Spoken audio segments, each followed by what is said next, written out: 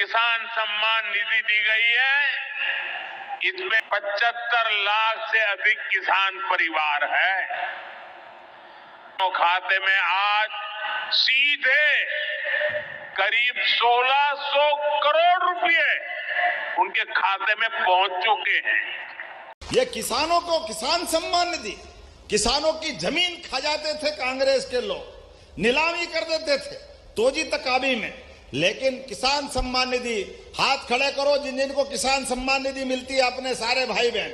इधर भी देखो, ये किसानों की किसान सम्मान निधि नहीं है, यह आपके मेहनत के पसीने का सम्मान है। जोरदार अभिनंदन माननीय मोदी जी का करें।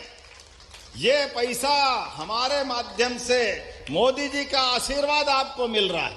और लाडली बहनाएं, आप भी हाथ खड़ा करो किन किन को पैसा मिलता है। आप बताओ, ये बहनें भी थी। कांग्रेस ने एक छदाम नहीं दी पहले, कभी याद ही नहीं किया।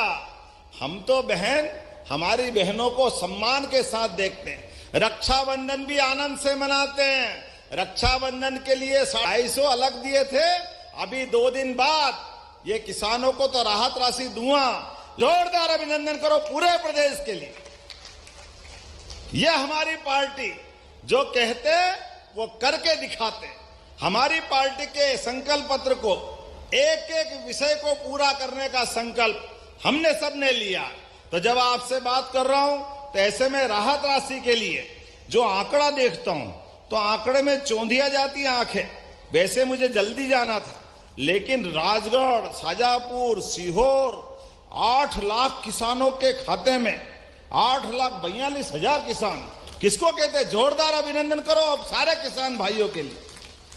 और जब तक अन्नदाता के चेहरे पे मुस्कान नहीं हो, हमारी दिवाली अधूरी है।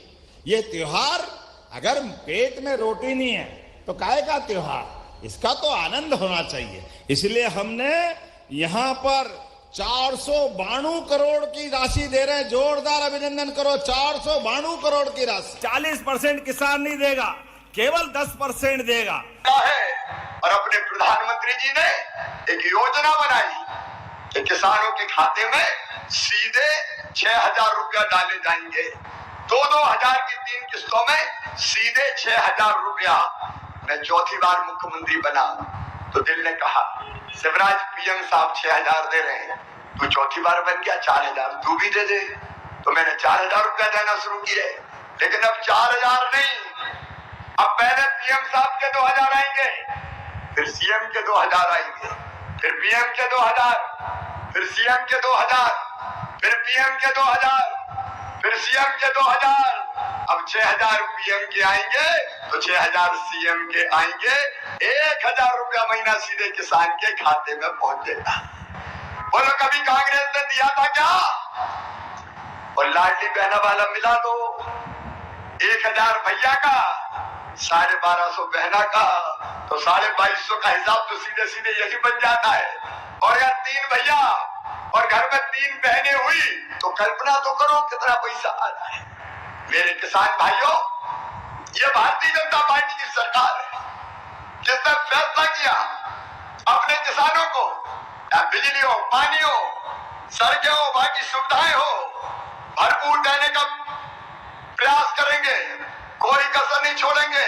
और अब सुन लो, आज समय कम है, इसलिए अनुदान पे ट्रांसफार्मर की जो योजना कांग्रेस ने बंद कर दी थी, अब फिर से अनुदान पे ट्रांसफार्मर दिए जाएंगे सारे किसानों को खेत में बिजली लगाने के लिए। और आज पहला कार्यक्रम भी अगर हो रहा है तो किसानों के बीच ही हो रहा है। आज प्रधानमंत्री जी सिंगल क्लिक से लगभग 9.25 करोड़ किसानों के खाते में 20,000 करोड़ रुपया डालेंगे।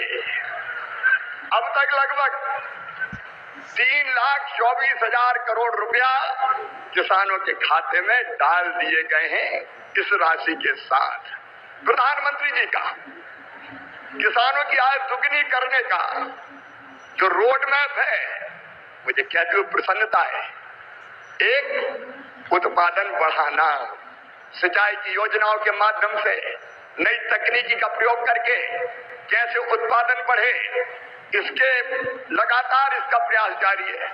दूसरे, उत्पादन की लागत घटाना, किसान भाइयों आप जानते होंगे अरबों रुपए की सब्सिडी देते हैं खाद पर, तब किसान को सस्ता खाद मिलता है। दुनिया में खाद के दाम आसमान पर है, लेकिन ये हमारी सरकार है, हमारे प्रधानमंत्री नरेंद्र मोदी जी है जो किसान को सस्ता खाद उपलब्ध करवाते हैं। किसान क्रेडिट कार्ड जैसी अद्भुत योजना साहूकारों के चंगुल से मुक्त किसान को किया है, और छोटे किसान तो प्रधानमंत्री जो हमारी सम्मान निधि है उससे खाद और बीज की व्यवस्था करते हैं। तीसरी चीज जिसके बारे में शाही जी अभी कह रहे थे योगी जी के नेतृत्व में और सभी प्रदेशों में फसलों के बेहतर दाम किसान को मिले, इसलिए मिनिमम सपोर्ट प्राइस जो लागत आती है उस पर कम से कम 50% लाभ देकर न्यूनतम समर्थन मूल्य तय किया जाता है। और ये फैसला भी किया किसी ने तो नरेंद्र मोदी जी हमारे प्रिय प्रधानमंत्री जी ने किया। पहले की सरकारें केवल बातें करती थी। प्राकृतिक आपदा में अगर फसल को नुकसान हो जाए तो भरपाई के लिए प्रधानमंत्री फसल बीमा योजना है। कृषि के विविधीकरण का उन्होंने हम सबको निर्देश दिया और उस काम में लगे। फूलों की खेती, फलों की खेती, सब्जियों की खेती, औषधि खेती, कृषि वानिकी, कृषि के साथ पशुपालन, मधुमक्खी पालन, जिससे किसान की आय दुगनी हो जाए। और एक चिंता और, मैंने वो तड़प देखी है प्रधानमंत्री जी की, क्या ये धरती केवल हमारे लिए नहीं है, आने वाली पीढ़ियों के लिए भी है। अनियंत्रित कीटनाशक और खाद के प्रयोग से ये बंजर अगर हो गई तो आने वाली पीढ़ियां इस धरती पर कैसे रहेंगी। और इसलिए प्राकृतिक खेती का अभियान उन्होंने चलाया हुआ है। मैं उनकी तरफ को प्रणाम करता हूं और कृषि विभाग उनके नेतृत्व में किसानों के कल्याण में कोई कोर कसर नहीं छोड़ेगा। हम दिन और रात परिश्रम करेंगे।